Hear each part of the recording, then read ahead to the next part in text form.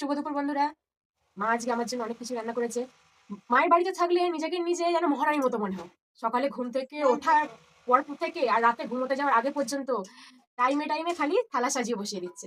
নিজের ঘরেতে বন্ধুরা মানে ব্রেকফাস্টের সময়টুকুও হয় না, একবারে সেই খেতে খেতে দুপুর 12টা, মানে 12টা সরি, দুপুর 2টো 2:30টা 3টে বেজে যায় কোনো কোনো দিন এরকম। তো মা আজকে আমার পছন্দের রান্না করেছে, এটা হচ্ছে চিংড়ি মাছের বড়া, আর এইদিকে হচ্ছে লাইলন টিকা মাছের একদম সর্ষে বাটা দিয়ে ঝাল। আমি ঝাল খেতে ভালোবাসি বলে বড় কাঁচা লঙ্কা আমাকে দিয়ে দিয়েছে।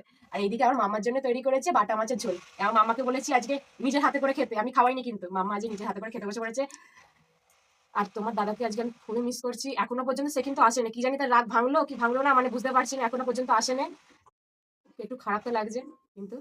আর সব থেকে বড় কথা হচ্ছে মায়ের হাতে ডাল আলু ভাত হচ্ছে যেন অমৃত। আর তোমরা একটু তোমার দাদাকে বলো তো, কমেন্ট করে বলো তো যে দাদা রাগ করো না বৌদির ওপর, চলে আসতে বলো কিন্তু, হ্যাঁ এটা তোমাদের কাছে রিকোয়েস্ট, কারণ আসে নেবো, মনটা খুব খারাপ লাগে।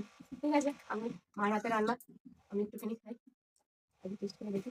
টেস্ট কি, মায়ের হাতে বললাম অমৃত, ডাল আলু ভাত, বিয়ন্সের বড়া। তোমার খাওয়া ভালো হয়েছে দিদা রান্না? হুম